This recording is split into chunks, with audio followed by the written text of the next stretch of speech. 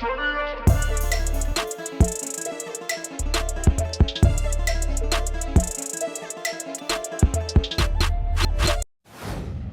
it's your boy Moffy, a member of the 99 Faces Collective, an Afro-fusion alternative and hip life artist, and I'm up.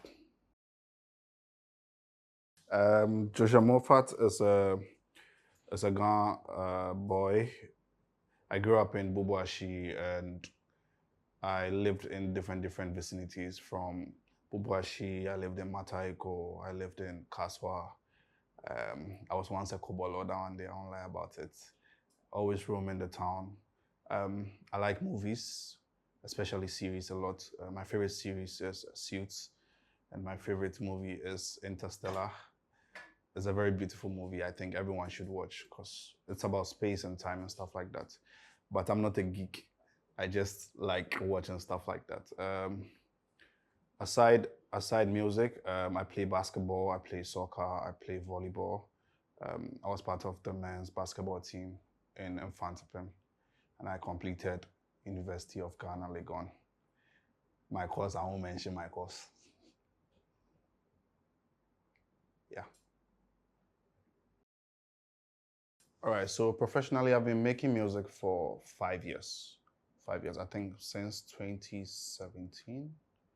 Yes. Basically, 2017, 2018 was like a test period. But I think I started making like serious music in 2019. Yeah.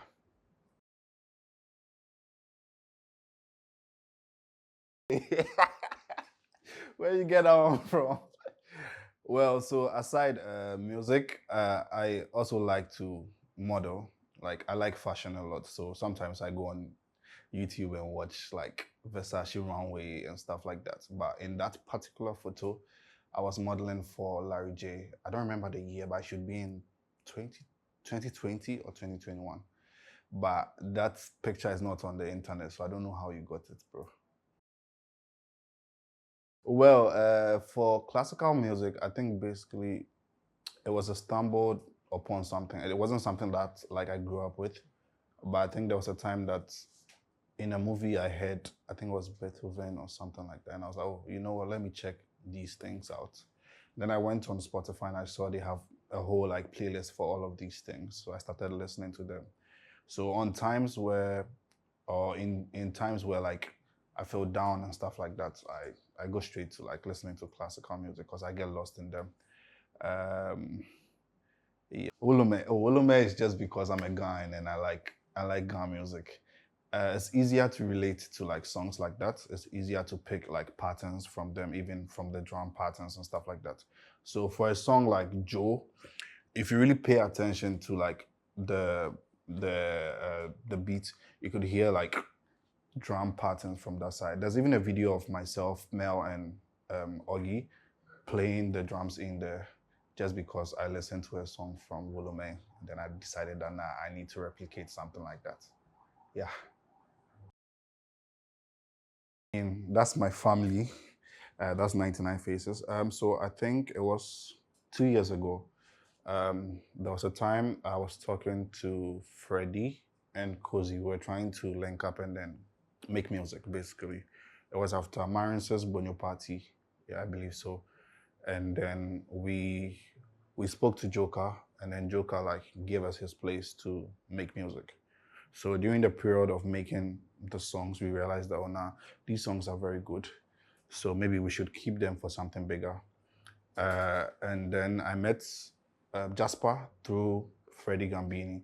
So during that era, we all linked up at like a place, and then we were making music, and we were like, why don't we like come up as a collective where we can like pool resources to help each other like grow.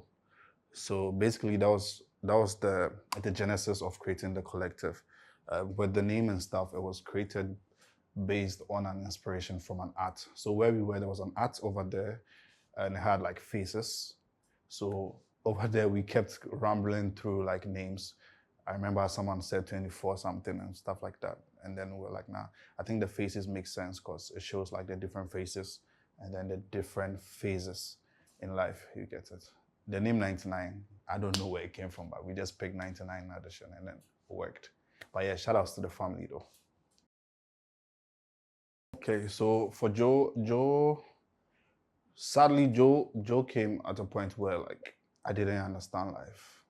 So it's more like it was a song that didn't have to happen, but it happened out of, I don't know, God's grace probably. Because it was a point in life where I was going through a lot.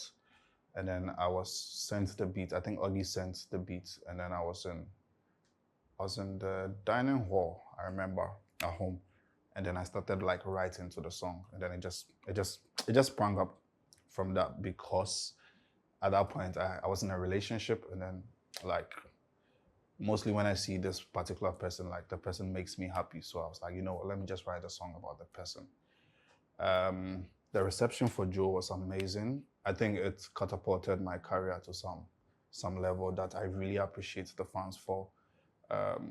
It's been amazing for for Care For Me. Care For Me is the opposite, because that was the point where the relationship was tanking. And then from that, I drew inspiration and then wrote that song. But yeah, Care For Me is one of my most loved songs, because like it took a lot of like coming out of my shell to write that particular song. The reception for that, I mean, it's been half and half. It's been good, because I realized for my trajectory, people like the upbeat type of sound from me. Like they want to dance and stuff like that. So with the cool songs and stuff, I don't know, people don't really tap into it. But for most of my best works, it's in those particular songs. Yeah.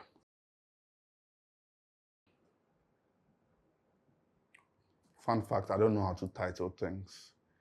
I don't know how to keep names in my head. So titling songs takes like a long while. Like I could have the song in my hand, I'll listen several times to try and come up with a song title.